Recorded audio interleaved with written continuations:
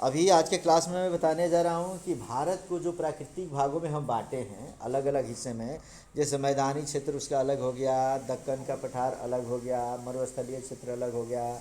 तो उसी प्रकार से इसमें हम पढ़ने जा रहे हैं समुद्र तटीय मैदान। लेकिन इसके पहले जो मैंने क्लास कराया था तुम्हें, राजस्थान का मरुस्थलीय क्षेत्र जिसको मैं बोला था, उसका फिगर भी थोड़ा सा एक नज़र देख लो तुम लोग कि किस तरीके से जो मरुस्थल है इसमें। अभी मैं तुम्हें बताया भी था बच्चों कि देखो कि किस तरीके से भारत है।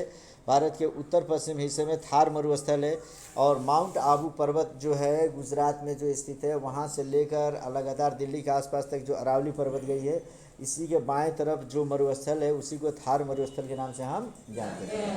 अब आज के क्लास में हम पढ़ने जा रहे हैं समुद्र तटीय मैदान। तो समुद्र तटीय मैदान को हम लोग जानेंगे। तो समुद्र तटीय मैदान के बारे में बताया है कि प्रायद्वीपीय भारत की, प्रायद्वीपीय भारत किसको बोलते हैं बच्चे, याद है तुम्हें? प्रायद्वीप उसे बोलते हैं जिसके तीन तरफ जल और एक तरफ स्थल हो।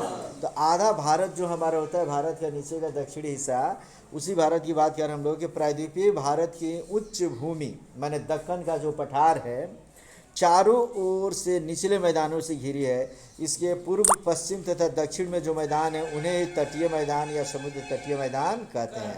तो ये फिगर देखो तुम लोग, फिगर जब देखते हो तब समझ में आता है कि दक्कन का पठार बीच में दिखाई दे रहा है बच्चे।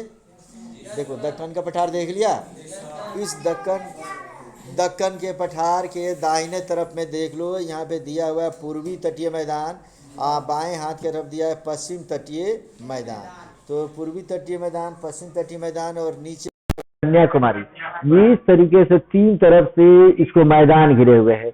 इसी को समुद्र तटीय मैदान के नाम से हम जानते हैं।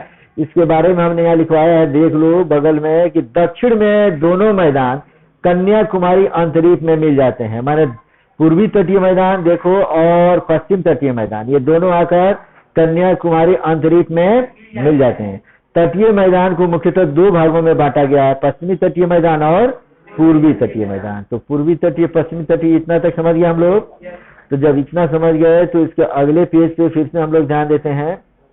इसमें लिखा हुआ है, काफी सबसे महत्वपूर्ण हिस्सा हम लोग पढ़ रहे हैं बच्चे, कि भारत की, खूब बढ़िया ठीक से समझोगे बच्चे इसमें, कि इसके बाद तुरंत हम पढ़ेंगे कि भारत की 6100 किलोमीटर लंबी तटरेखा है। जिसकी तट रेखा किसे बोलते हैं, जिस मैदानी क्षेत्र से माने समुद्र का किनारा मिलता जुलता है उसी को हम क्या बोलते हैं, तट रेखा।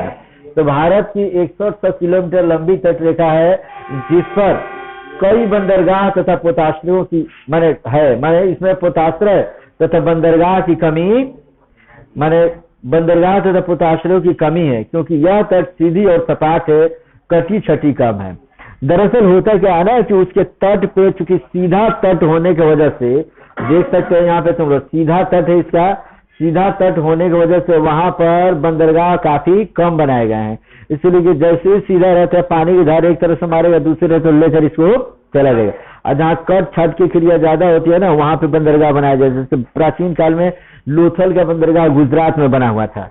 तो खैर इसको हम लोग पढ़ेंगे कि इसमें दो तट होते हैं। इस जो समुद्र तट है, एक पश्चिमी तट रेखा है और दूसरी कौन सी है, पूर्वी तट रेखा। तो पश्चिमी तट रेखा और पूर्वी तट रेखा को यहाँ से हम लोग फिगर के द्वारा समझ रहे हैं बच्चे। सबसे पहले हम गुजरात के हिस्से में आते हैं। इस गुजरात के हिस्से में सबसे ऊपर जो रेखा है, इसे हम कहते हैं कोरी क्रीक रेखा। क्या बोलते हैं उसे, कोरी क्रीक रेखा है। दिखाई दे रहा है तुम लोगों को, कोरी क्रीक रेखा के नीचे यहाँ पे कच्छ का रण यहाँ पे दिखाई दे रहा है, देख रहे हैं तुम लोग। और यहीं पे काठियावाड़ तट है, काठियावाड़ तट दिखाई दे रहा है तुम लोग को।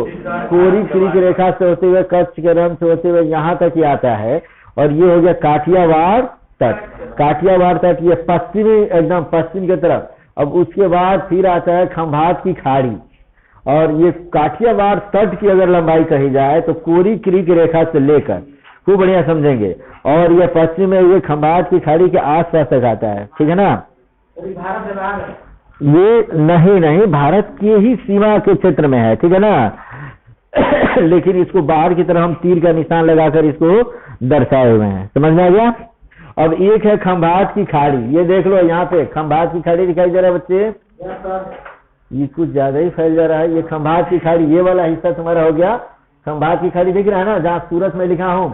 खंभात की खाड़ी से नीचे जब आएंगे तो वहां पे हमारा कौन सा मिलेगा, सूरत तक। ये खंभात की खाड़ी पश्चिम में काठियावाड़ तट के कोने से लेके और सूरत तक खंभात की खाड़ी फैला हुआ है। और सूरत से लेकर ये कोंकण तट शुरू होता है, जिसे हम पश्चिमी तट रेखा कह रहे हैं। यह कोंकण तट कहाँ से आएगा? सूरत से लेकर और गोवा तक। सूरत से लेकर गोवा तक को हम कौन सा तट रेखा कहते हैं? भूलोगे नहीं ना कभी तुम लोग। और इसके बाद से गोवा से लेकर और यहाँ कन्याकुमारी के आसपास के क्षेत्र को हम कहते हैं मालाबार तट। ये केरल के बगल में है मालाबार तट, समझ गए हम लोग। उसके बाद कन्याकुमारी से लेकर और समझ लो यहाँ पे देख लो बच्चे, कन्याकुमारी से ऊपर की तरफ जब हम जाते हैं तो यहाँ पे ये कृष्णा नदी की जो डेल्टा बनती है विशाखापट्टनम के आसपास में, यहाँ तक है हमारा कोरोमंडल तट। कौन सा तट है? कोरोमंडल तट। कृष्णा के डेल्टा से लेके और ये समझ लो कि उड़ीसा के आसपास तक आता है। इसे हम कहते हैं गोलकुंडा तट या काकीनाडा तट, या इसी को उत्तरी सरकार के नाम से भी हम जानते हैं। तो भूलोगे नहीं ना बच्चे, याद रखेंगे। विशाखापट्टनम कृष्णा नदी के डेल्टा से लेकर और पूरा ये उड़ीसा के कोने तक आता है उत्तरी सरकार, काकीनाडा और गोलकुंडा तट, इसी का एक ही नाम है। इसी को अब पूर्वी तट में समझो उत्तरी सरकार कहें या काकीनाडा कहें या गोलकुंडा कहें, ये और कोरोमंडल, ये सभी पूरब के सभी तट आते हैं पूर्वी तट में।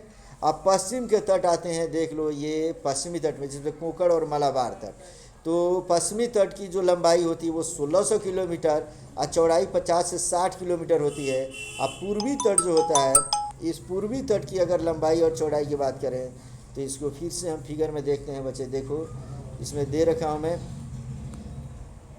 नीचे की तरफ इसकी लंबाई चौड़ाई और दोनों में अंतर में दे रखा हूँ। इसे देख लो कि पश्चिमी तट रेखा और पूर्वी तट रेखा में क्या अंतर है।